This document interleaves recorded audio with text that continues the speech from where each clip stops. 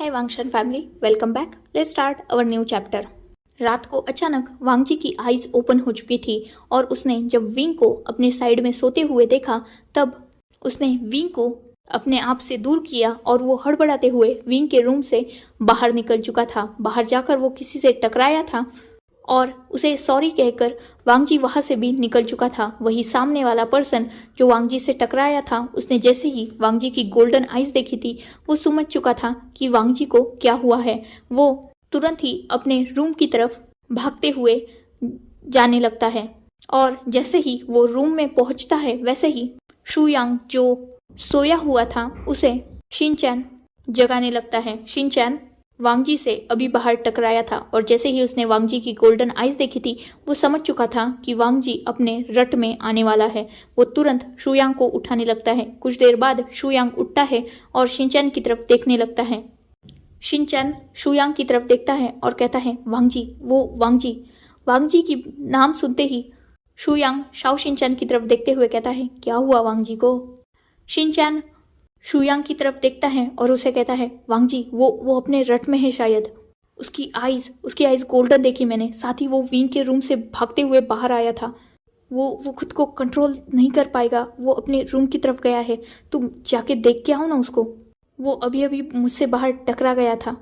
जैसे ही शुयांग ये सुनता है वो शिनचैन की तरफ देखता है और उसे कहता है, रूम लॉक कर लो, मैं अभी आता हूँ। इतना बोलकर शुयांग रूम से बाहर की तरफ आ जाता है क्योंकि शुयांग जानता था कि एक तो वांगजी अनमार्क है, साथ ही वो भी एक स्ट्रॉन्ग और डोमिनेटेड अल्फा है। भले ही शाओ शिनचैन मार्क्ड ओमेगा है पर फिर भी शुयांग किसी भी तरह का ट्रबल नहीं चाहता था। और अभी फिलहाल शुयांग के दिल में सबसे ज़्यादा डर विंग के लिए बैठा हुआ था क्योंकि एक स्ट्रॉन्ग और डोमिनेटेड अल्फा अपने आप पर तब कंट्रोल बिल्कुल नहीं कर पाता जब उसका पसंदीदा ओमेगा जिससे वो प्यार करता हो वो उसके सामने उसके रट पीरियड के दौरान हो। और जैसे ही शाओ शिनचैन ने शुयांग को ये बताया था कि वांगजी विंग के रूम से भाग के आया है, मतलब विंग को शायद ये पता ही नहीं होगा कि वांगजी रट में है।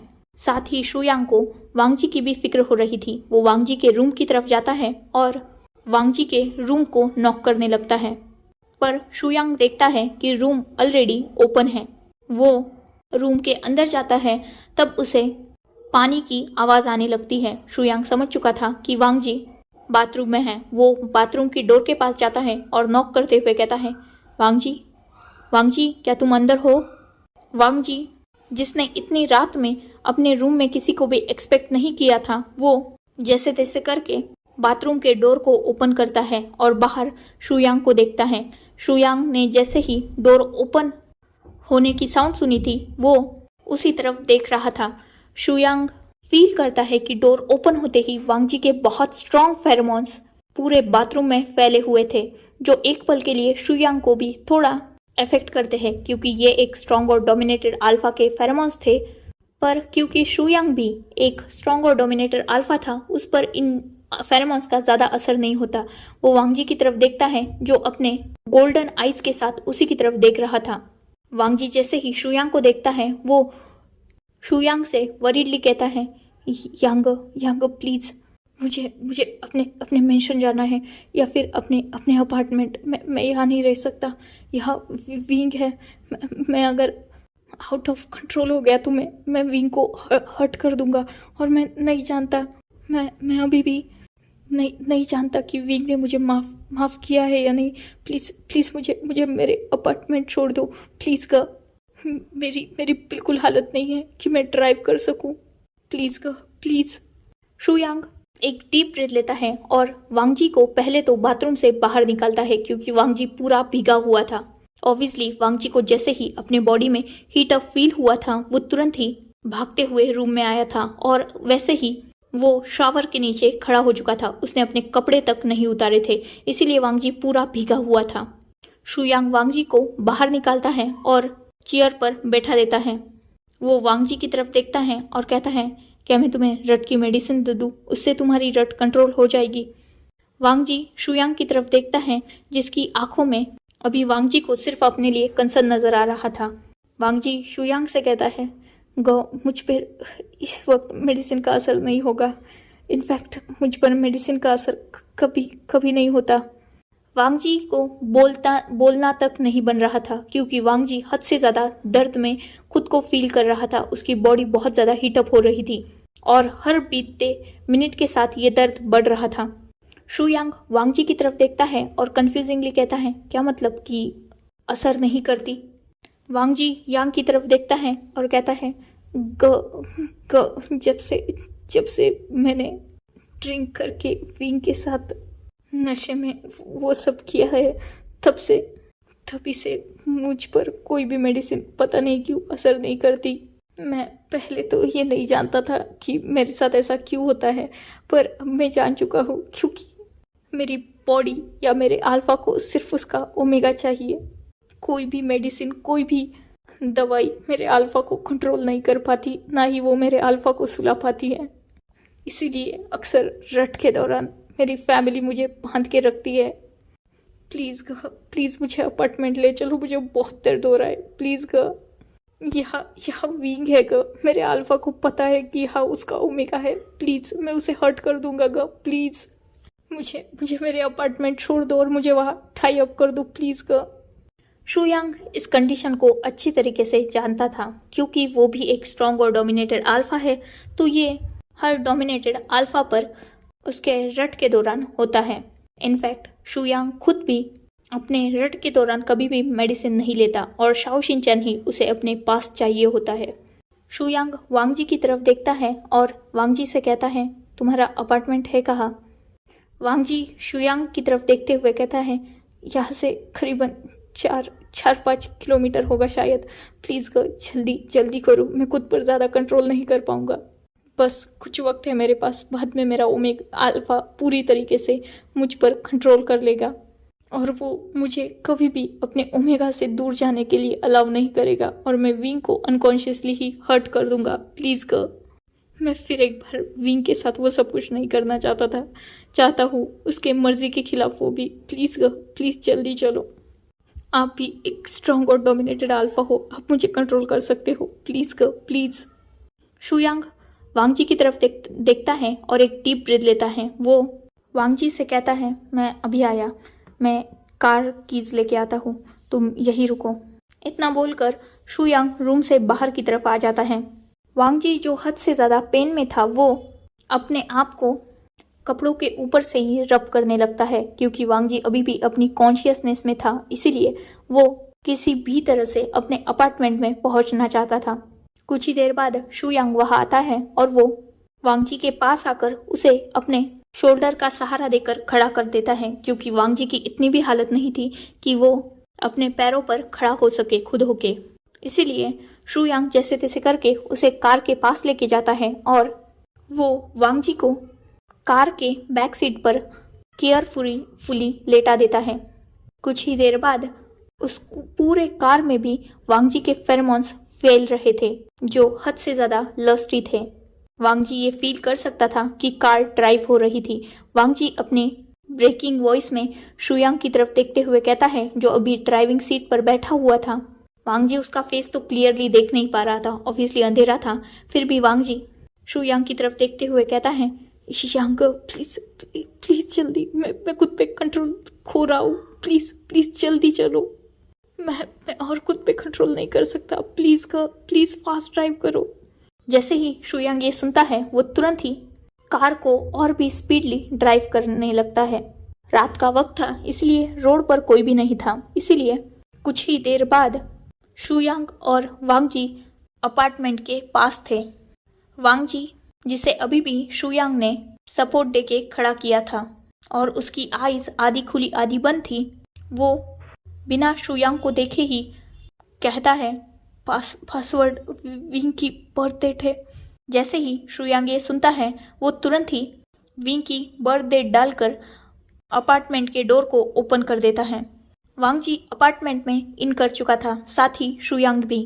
वांग जी अपने लड़खड़ाते कदमों से अपार्टमेंट के अंदर जाने लगता है और वो शुयांग से कहता है, आप यहाँ से जा सकते हो, मैं खुद को संभाल लूँगा, बस डोर लॉक करके जाना और विंग को कुछ भी बताना मत। इतना बोलकर वो अंदर की तरफ जाने लगता है। कुछ ही देर बाद वांग जी फील करता है कि डोर क्लोज हो चुका है, क्योंकि उसने डोर क्लोजिंग की साउंड सुनी थी। वांग जी जैसे ही डोर क्लोज होने की साउंड सुनता है, वो अभी जो लड़खड़ाते हुए चल रहा था सीधा नीचे गिर जाता है, क्योंकि उसमें अब इतनी हिम्मत ही नहीं थी कि वो अपने पैरों पर खड़ा रह सके। वो अभी तक अपने पैरों पर भी इसलिए खड़ा था क्योंकि उसे शुयांग को वरीड नहीं करना था। वांग जी तुरंत ही जैसे ही फ्लोर पर गिरता है, वो अपने क्लोथ्स को फाड़ना स्टार्ट कर देता है। वो खींचते हुए अपने शर्ट की बटन को ओपन कर रहा था। उसके शर्ट की बटन्स तक टूट चुकी थी। वांग जी इतना ज़्यादा डेस्परेट था कि वो जैसे तैसे करके अपने स्किन से वो शर्ट दूर करता है। साथ ही अब उसका हाथ उसके पैंट की बेल्ट पर था। वांग जी दर्द से कराह रहा था। वो टोटली स्वेटी हो चुका था। उसके फेरोमोन्स पूरे अपार्टमेंट में फिलअप हो चुके थे, जो हद से ज़्यादा स्ट्रॉन्ग और लस्टी थे। वांग जी जानता था कि 4 दिनों बाद जब वो खुद के होश में आएगा, तब वो फिर से खुद को उसी हालत में देखने वाला है।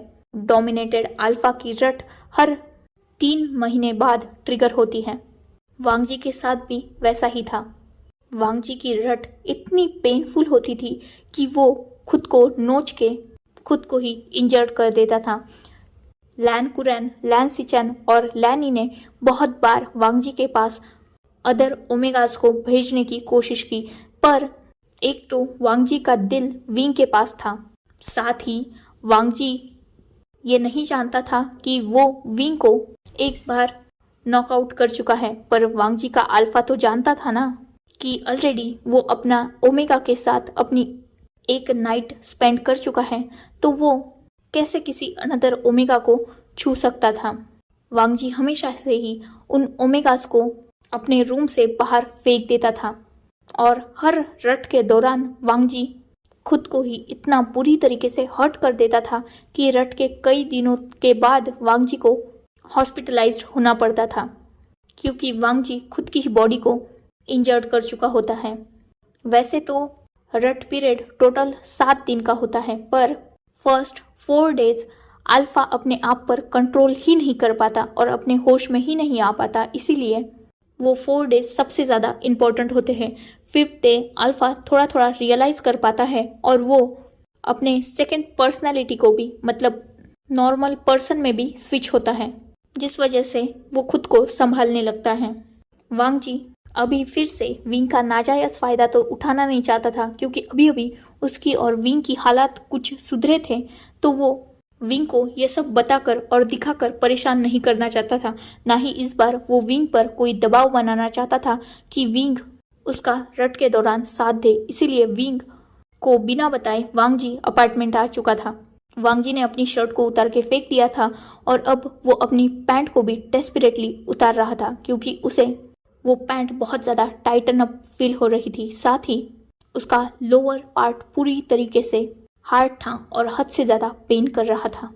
वांग जी का अल्फा जो लान झान था, वो पूरी तरीके से अपने ओमेगा की क्रेविंग कर रहा था। वांग जी ने अपने एक हाथ से अपने लोअर पार्ट को बहुत टाइटली पकड़ लिया था और अपने आप को ही वो कडल कर रहा था।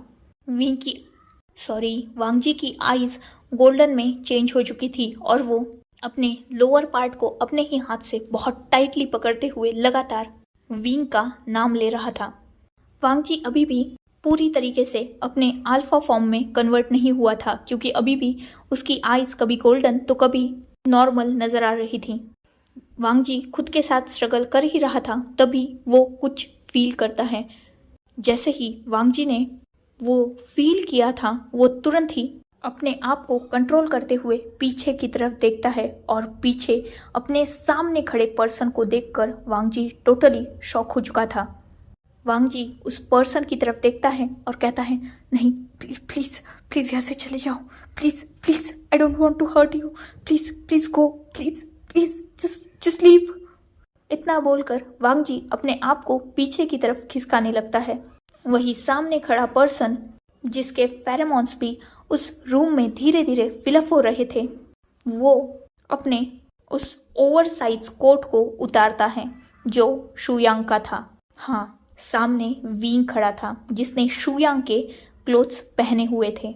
मतलब शुयांग की जैकेट विंग ने पहन के रखी थी, क्योंकि शुयांग जब रूम से बाहर गया था तो वो सीधा विंग के रूम के अंदर गया था। उसने विंग को जगाया और उसे सब कुछ बताया। उसने विंग से ये पूछा कि क्या वो वांग जी की हेल्प करना चाहता है या नहीं। अगर नहीं तो शुयांग खुद वांग जी को उसके अपार्टमेंट में छोड़ के आएगा और वही उसे टाई अप कर देगा।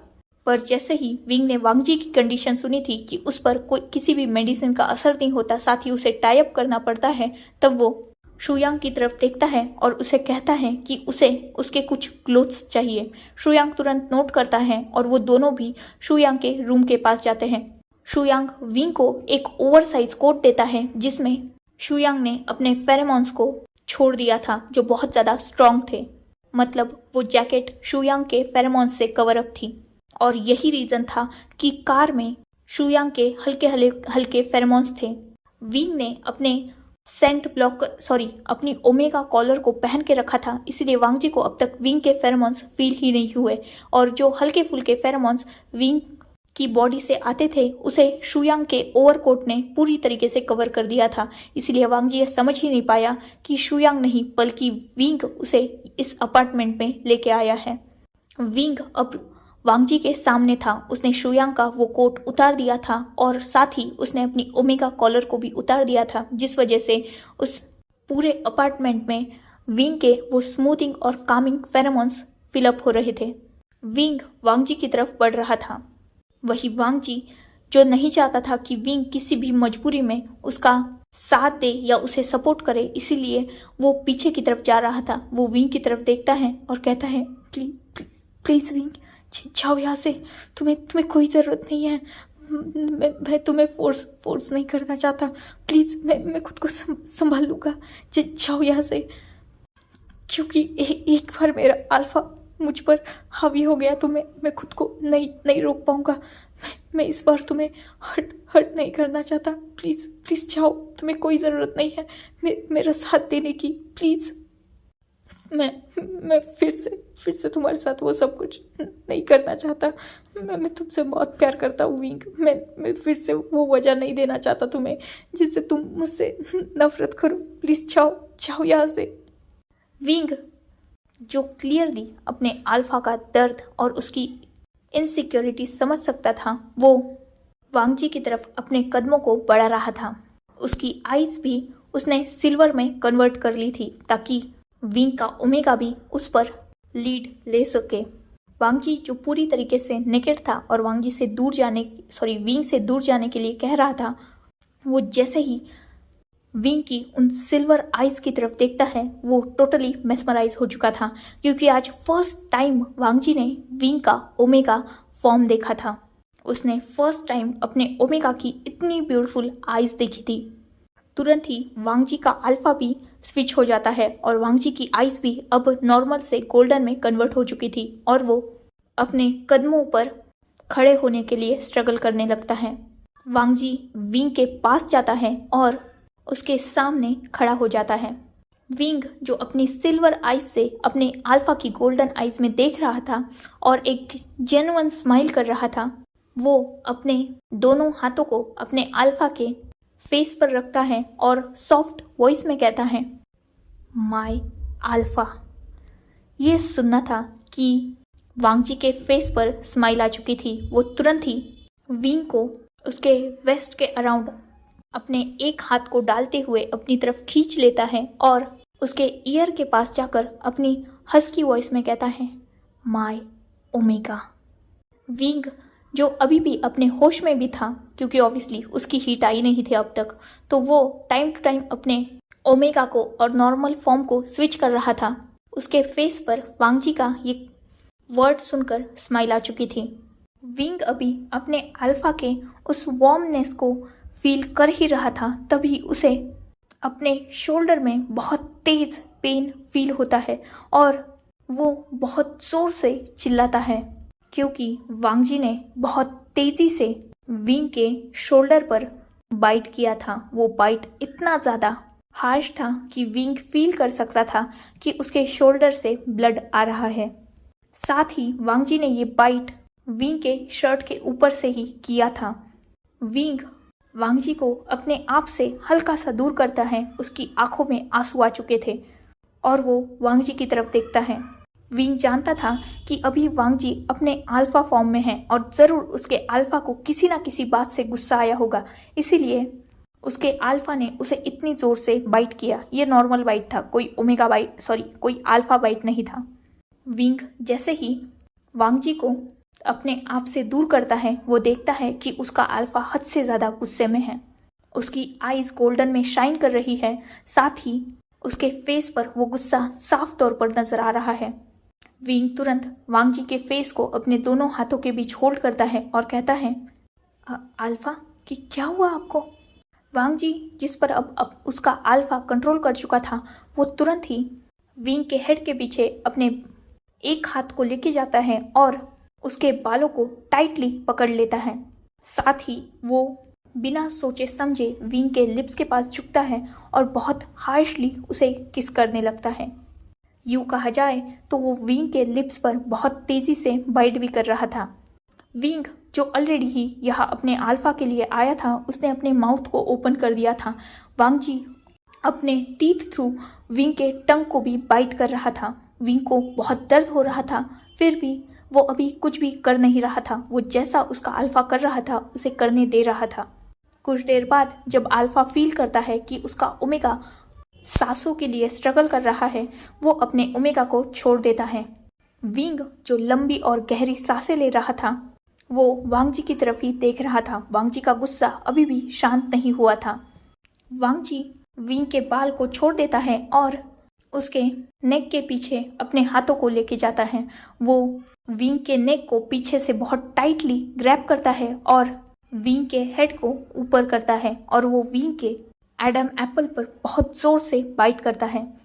बाइट बहुत हार्श था, फिर भी इस बार ब्लड नहीं निकला था, पर विंग को पेन तो हुआ था ना, वो चिल्लाया तो था ना। विंग जिसे समझ में नहीं आ रहा था कि उसका अल्फा इतना ज़्यादा अग्रेसिव बिहेव क्यों कर रहा है, वो अपने अल्फा को रोकने के लिए उसे टाइटली हग कर लेता है, क्योंकि वांगजी का हर एक मूव अब विंग को हद से ज़्यादा हर्ट कर रहा था। इसीलिए विंग वांगजी को टाइटली हग कर लेता है और अपने फेरोमोन्स को और भी ज़्यादा रिलीज करने लगता है। वो वांगजी के ईयर्स के पास जाते हुए कहता है, क्या हुआ अल्फा? किस बात की पनिशमेंट दे रहे हैं आप मुझे? वांगजी जो ऑलरेडी विंग से गुस्सा था, या यूँ कहा जाए वांगजी का अल्फा जो लानसान था, वो विंग से गुस्सा था, इसीलिए वो विंग को सीधा पीछे की तरफ पुश करता है, जिससे विंग लड़खड़ा गया था और वो नीचे गिर भी चुका था। वांगजी तुरंत ही विंग के ऊपर आने लगता है। विंग पीछे तो नहीं जा रहा था, पर उसे अभी भी लानसान के जाने गुस्से होने की वजह समझ में नहीं आ रही थी। वांगजी पूरी तरीके से अपने ओमेगा के ऊपर आ जाता है और उसके फेस के पास झुकते हुए कहता है, तुम पर किसी और अल्फा के फेरोमोन्स है। इतना बोलकर वांगजी जो विंग के ईयर लॉब की तरफ झुका था, उसने विंग के ईयर लॉब पर बहुत जोर से स्ट्रॉन्ग बाइट कर लिया था।